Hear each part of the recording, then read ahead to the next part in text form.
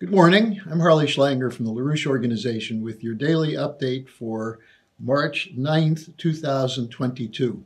Today I'm going to look at the question of why is it that nations such as India, Brazil, South Africa, and Pakistan refuse to condemn Russia when they're under pressure to do so from the United States and the US NATO allies. India refused to join the Quad countries in issuing a condemnation. The Pakistani Prime Minister Khan lectured the European Union ambassadors, saying that we are not your slave in refusing to condemn Russia. And the latest was the Foreign Minister of Brazil, who said that Brazil is for peace, not for blaming any country or pointing fingers.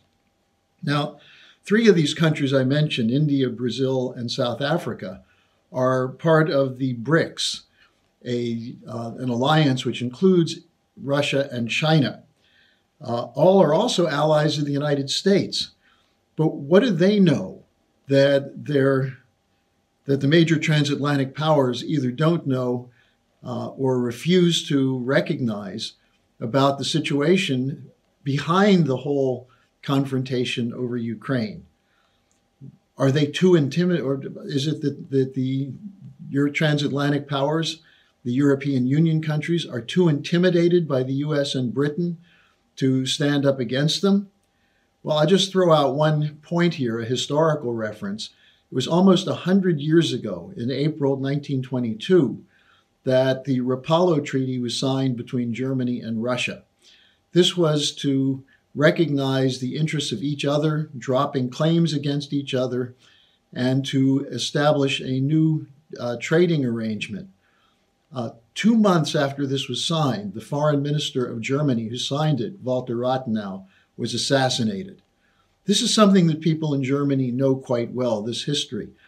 The next year, Germany, in order to pay the debt, went into the Weimar hyperinflation. So you have to keep in mind that behind the scenes, there's a historic memory, which is very strong in Russia and also very strong in Germany.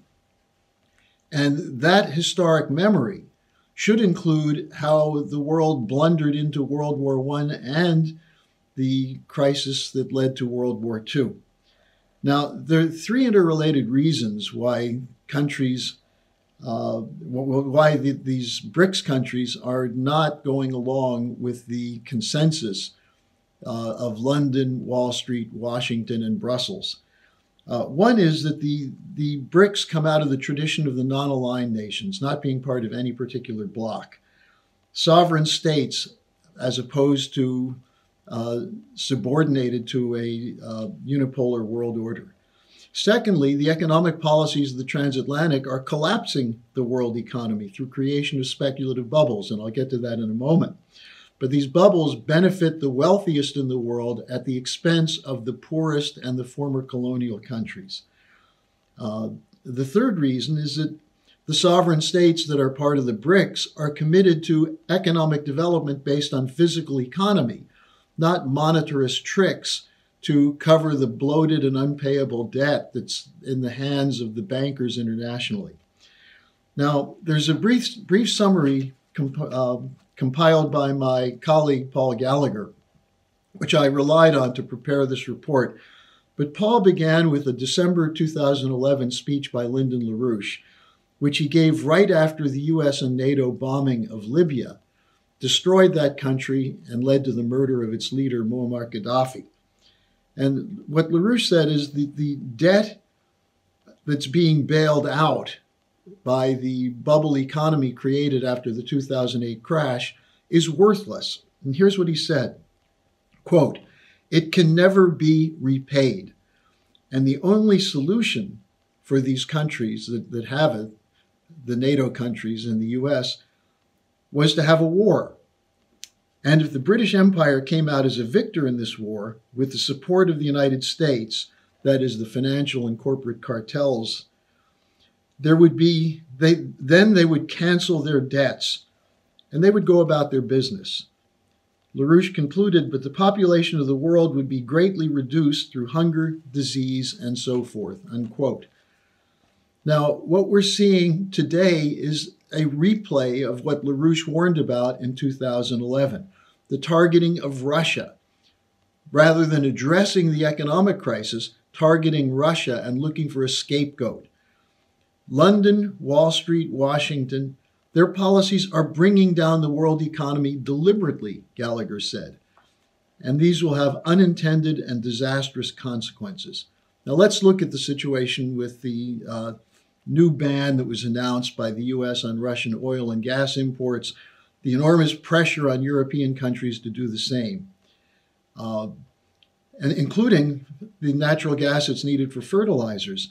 There are estimates that the lack of fertilizer that will come from this ban on import of natural gas from Russia could drop yields, crop yields, by 50%. Now look what's happening with fossil fuel prices. Oil yesterday topped $125 per barrel. Natural gas in Europe is 375 euros per megawatt hour, which is the highest by far that it's ever been. Coal yesterday hit $435 a ton. That's $200 more than the previous highest price. And the largest coal company in the U.S., Peabody, is now in default. Over a 48-hour period, major metals with industrial use are up in cost by 50 to 100%. Now, what's driving this? It's not that there is a shortage of any of these things, although the war and the reaction, the economic warfare against Russia, is certainly increasing the shortages. But the speculation on these instruments have been going up even before this Ukraine crisis. Over a 48-hour period, major metals with industrial use are up by 50 to 100% as the corporations and banks are being hit with major calls, with margin calls, and they need cash. One example of this is credit default swaps on Russian debt are now going into default because as they go up in price, the companies trading them face margin calls to come up with cash.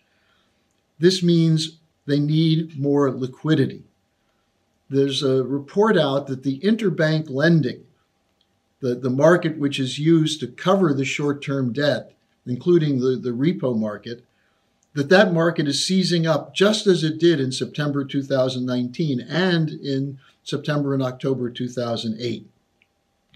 But pumping more liquidity will not make companies solvent. It only increases their debt obligations, what LaRouche called their worthless debt. And then that in turn will drive hyperinflation. Now, in September 2019, as a result of the seizing up of the interbank lending markets then, the Federal Reserve pumped $13 trillion into the economy in the fourth quarter.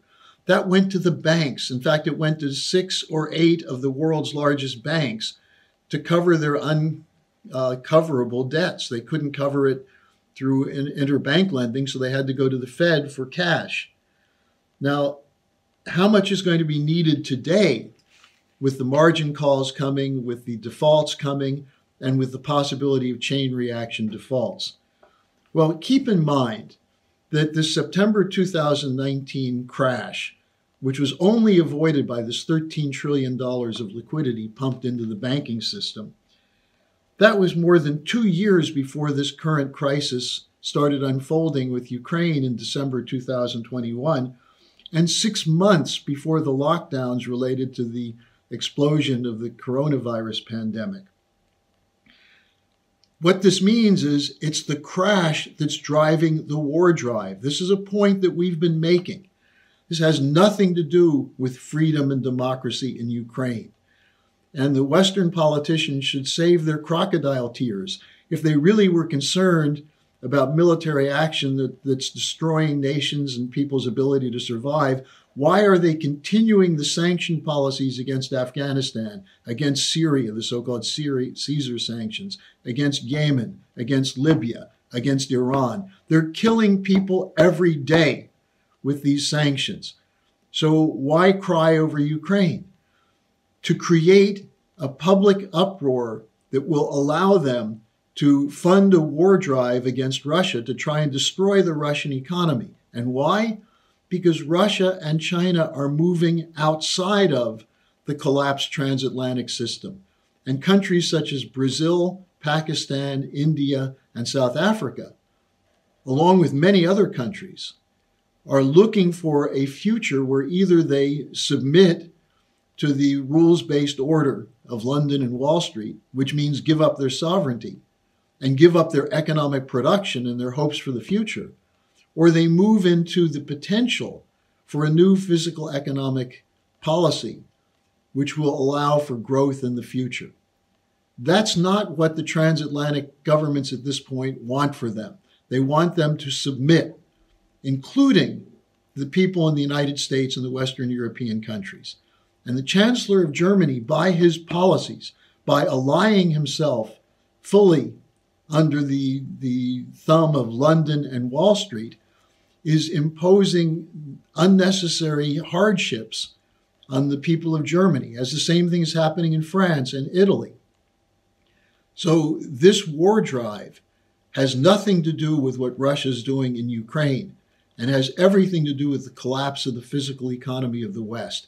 And that's what must be addressed, along with the kind of security architecture which will ensure that no country will target another country for its own benefit.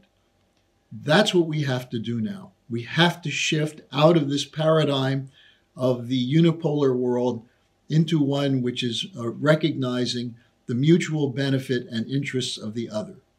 Thanks for joining me. I'll be back again tomorrow.